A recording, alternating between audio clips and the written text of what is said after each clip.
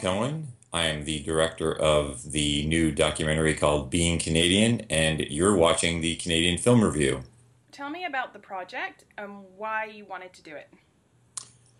The project is a comedic, slightly tongue-in-cheek, but serious documentary called Being Canadian. And the reason I wanted to do it, I am Canadian from Calgary, and the short answer is I've been living in Los Angeles since I was 17, working as a TV writer and director, and excuse me, starting when I was a little kid, but mainly when I moved to the States. Every time it came up that I was Canadian, people I'd been working with for months and months with no problem suddenly looked at me like I was a Martian or some sort of strange thing, like I'd been selling them out or some secret invader, and started asking me the most insane questions about Canada. Like I'm sure the obvious ones you've heard, but people that were intelligent writers who owned homes and bought groceries on their own uh, would ask me crazy questions like how many dog sleds I had in my garage back home, or how many polar bears I had to kill, but not even as a joke, or am I a hockey player? Do I have maple syrup in my car? Mm.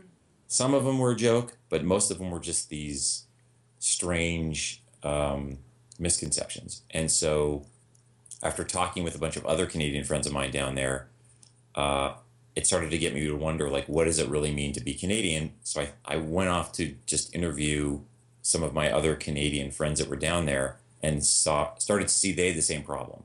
And it wasn't just with Americans, it was really what is a Canadian? We're sort of vanilla, kind of neither here nor there.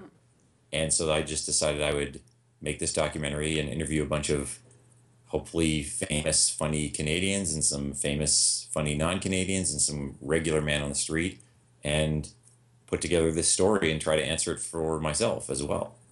Did you find that it was easy getting recruiting the more famous people to talk about being Canadian? Or was it like, my schedule's a little full, I'll get back to me type thing? Well, I have to say I'm incredibly appreciative because I started small with the few people that I knew, like Mike Myers, who I've known for a long time. He immediately said yes, and then people like Dave Foley and Caroline Ray, other people that I hung out with and were friends with. It just sort of started the ball rolling that way, where other Canadians that I didn't know heard about this. And it's not a movie about famous people. I just thought No. I would start off with some names that people would be interested in, because they're certainly not going to be interested in me. And it got this momentum going, which was lovely and appreciated by me, but hilarious because they all had the same type of stories and experiences without whining about it, but in a comedic way. So that allowed us to get people like Morley Safer and Paul Schaefer and Rick Mercer and Dan Aykroyd and you know Jason Priestley and Will Arnett, and that people sort of just kept coming out of the woodwork, because it was sort of we've all in a sort of funny way been living with this weird albatross. And so it started small but sort of grew, and only helped me continue to sort of piece it together, what I thought the story was going to be. Now, this has been a long time in the making, this production, Right. right? Yes. So tell me about the process of building it and where you're up to now and where you're headed to with it. Sure. The reason it's taken so long is two things. Myself and my very tiny crew team, who are also Canadian, have paid for everything ourselves. And we have day jobs, so we couldn't devote full time to doing this every day. And so sometimes we would have a job that would take us away for a couple months. And the other thing was people's schedules. We were so fortunate to have these large amounts and increasing amounts of people that wanted to participate, but we needed to coordinate. It was a little bit of herding cats. Mm. So we needed to coordinate it. So we knew if we were going to do a New York trip, we would get Michael J. Fox, and we would get Mike Myers, and we would get Conan O'Brien, and we would get Paul Schaefer, and that made it easier to do. And so that just led to the schedule being what it was. And I was off earning a living, and they were as well, Colin and Megan. And so I didn't want it to take this long, but I'm actually glad it did, because my original view for what the film was so off base and wrong that this process has actually clarified it for me in a much better way, which I hate myself for. But but I took myself out for a drink last night and we made up. Oh, that's good. Yep. Easy, easy drunk. Um, and then your last question was where we're at now. Yeah. Where we're at now, physically, where we're at now is in Calgary. The spine of the movie is a cross Canada trip where I need to come up with an answer, sort of what it means being Canadian, and answer these four sort of buckets by Canada Day, by midnight of Canada Day. So we started in the Maritimes, and we've literally been blasting across the country.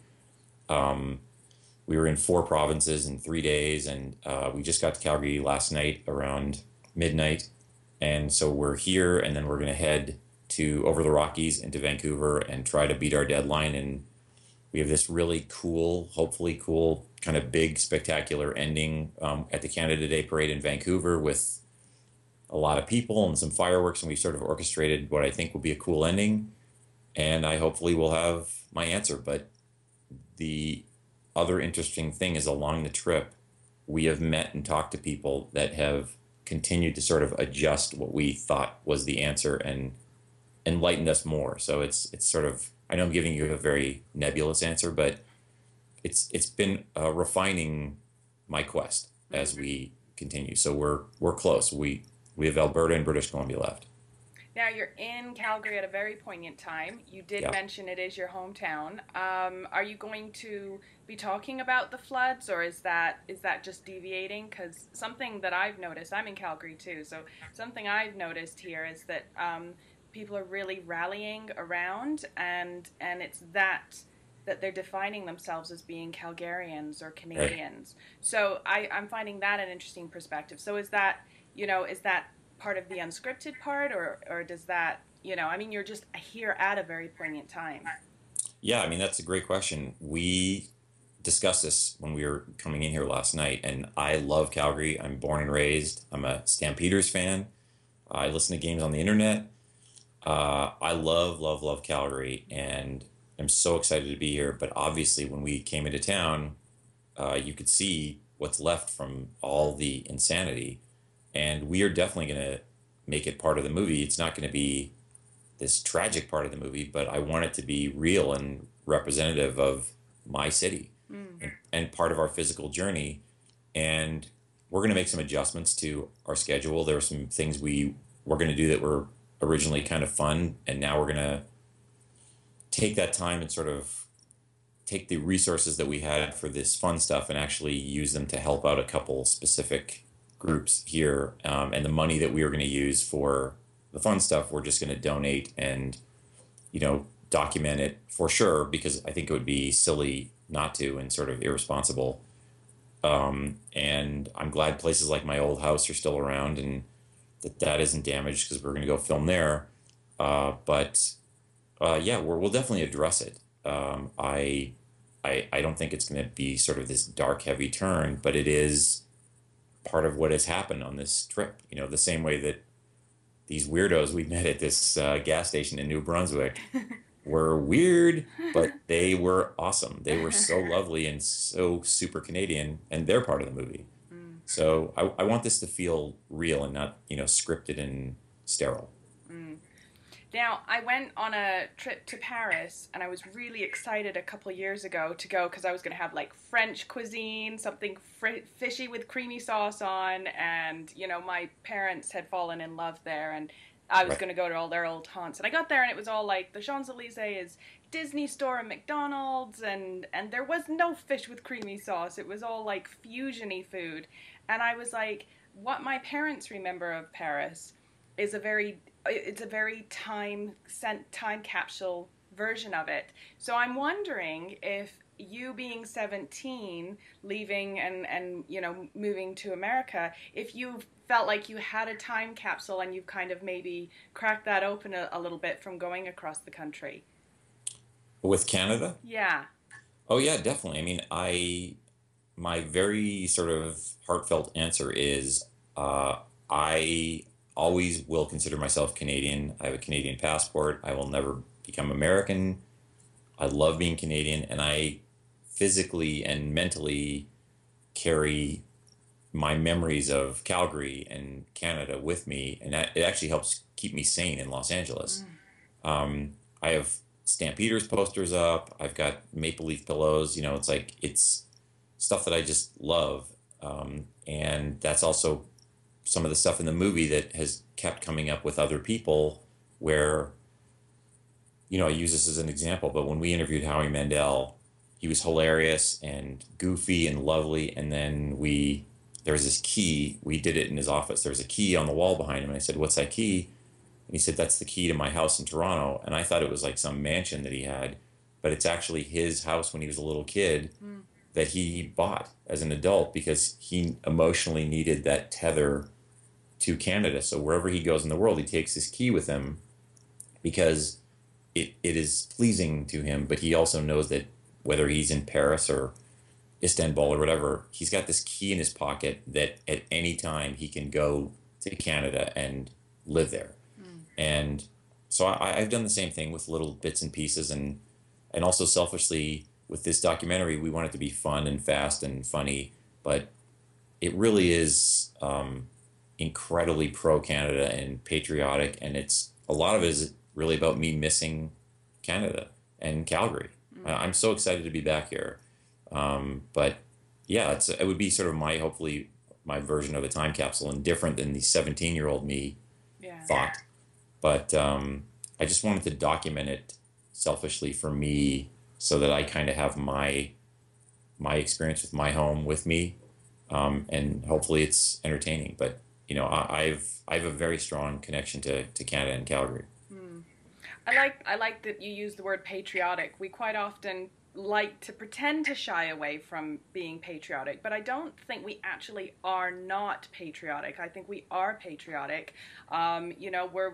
We rally very strongly behind our music. We know we could name the list of who've gone from Canada down to Hollywood. Our sports, like there's a real sense of unity there in many ways, and I don't know if we don't identify with patriotic, but I think in many terms we are. Did you see that as you were making your documentary?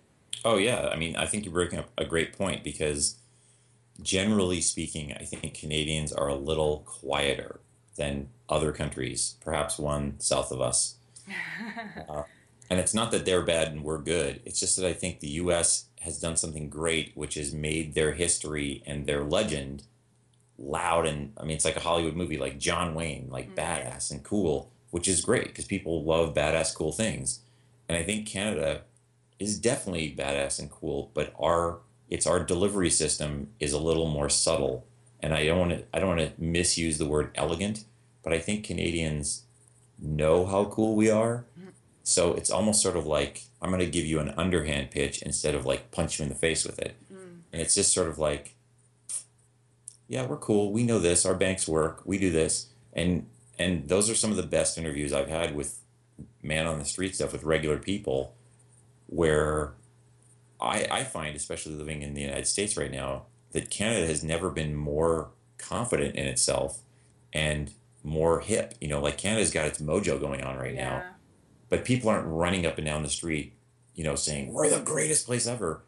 They're they're really Canadian about it, which I love. It's just sort of like, yep, I'm going to go to the bank, which is totally fine, and go to my friend's gay wedding, and then I'm going to go do this, and I'm going to have a nice beer, and blah blah blah. And that's what I love about it is it's so Canadian to not toot your own horn, although we definitely do.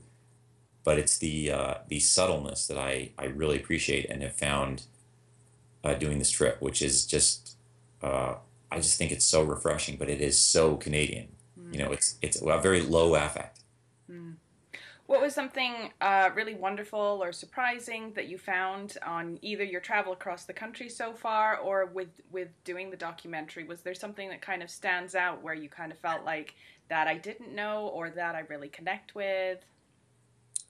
Yeah, I would say there are a lot of comments from people that we've interviewed, some well known and some on the street, that always took a turn that was not serious, but it was just like classic Canadian sort of quiet passion.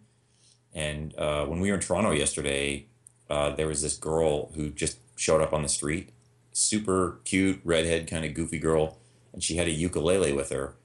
And she said that she was uncomfortable speaking on camera, but she loved Canada so much, she would like to play a song about Canada. And she had a T-shirt that had all the provinces. I'll do this.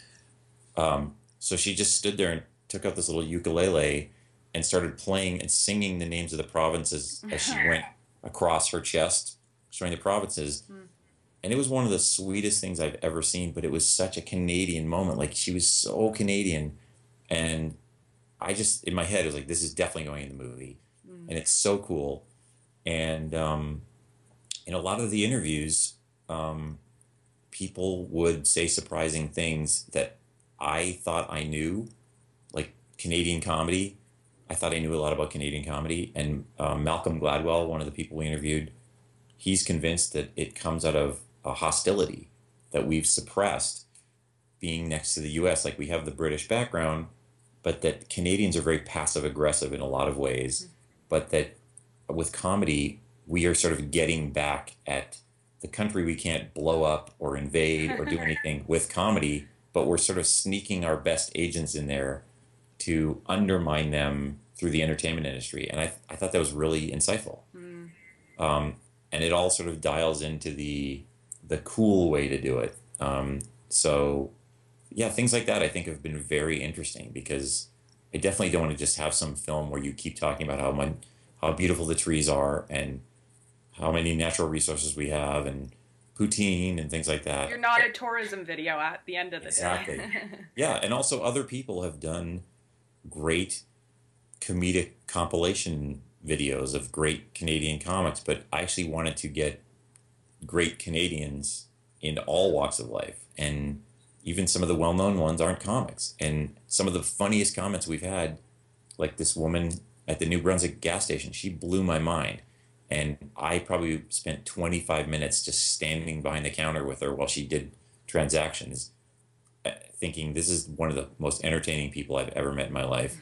And she was just so classically Canadian. I wanted to like tuck her in my pocket and just go back to LA. So I'm just hoping that I'm able to experience this selfishly for myself, but am continuously impressed with the very deep levels and richness of types of Canadians. And I might have stupidly thought we were this, and I'm realizing it's this. So where are you up to now? Are you're doing crowd funding? Are you? Is Right. that to complete the project? Yeah, our goal is we're on IndieGoGo, which is sort of the better version of Kickstarter.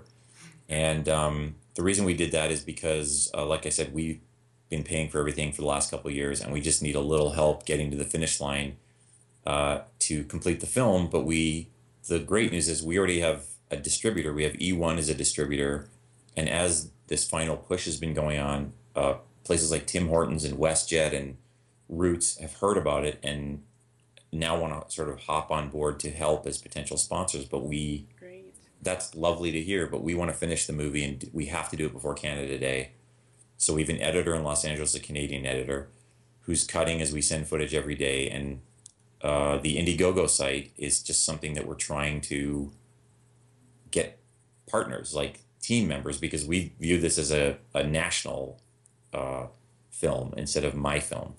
And we want people to sort of feel part of the team. And we have hopefully some cool perks. And we just added some goofy ones yesterday. And when we're done, we are already planning the sort of premiere party, whether it's at TIFF this year or next year. But every person we've interviewed has said if they can be there, they will come up there. And we've got a beer guy who's going to bring beer. And we've got, I won't say their name, but a very well-known Canadian rock band that said they wants to play. And we just want to make it like this super Canadian party. And so that's why we went on IndieGoGo, because we just need a little help and a little push to complete it in time. Yeah. Oh, well, cool. And so you're not sure when it'll be completed? Well, the goal is to complete it for TIFF for this year. Yes. It's just we are on this trip, which is going to be done July 2nd, and we're just cutting and trying to get it done in time to submit it. And the good news, bad news is we have these five remaining interview subjects that are would make the movie substantially more awesome. And we're just going to decide if their schedule doesn't work, then we may say no, or if they really, if we can make it work, we may just wait and have it for next year. Mm. But it's definitely coming out. We just are sort of discussing. We discussed it last night. You know, these five people, I think would make the movie spectacular, but they have very difficult schedules. So it's sort of a good problem either way.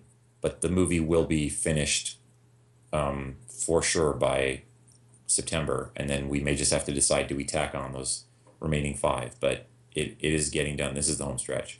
Right on. Awesome. Congratulations. Thank you. And best of luck for your travels today, and off to Vancouver for Canada Day. And we want to follow the progress of the film. So seriously, keep us in the loop and let us know where you're up to and how it's developing. We're called the Canadian Film Review, so we're your natural allies Awesome. in getting the word out. So yeah. Yeah, we have through our IndieGoGo page. There's you can just search for Being Canadian, and then that will link you to our Twitter stuff, and everything is there on the page. And we have Brianne, our social media person, is traveling with us and sending tweets from the road and updates and pictures. I just uploaded a couple about half an hour ago, and Nice. we would love it. I mean, we really want this to be like a team effort with the whole country, so it's not some snobby art project. We want it to be like a full Canadian thing. So yeah, I'm appreciative you wanted to even speak about it, but yeah, let's hook it up. Where we pull out that patriotism. That's what you want this to be. You want Exactly. us to Yeah. flash that just a little bit this time Yeah. around. Yeah. I mean, let's toot our own horn, and hopefully this film will help it. But this country is awesome, and this is literally a love letter to Canada.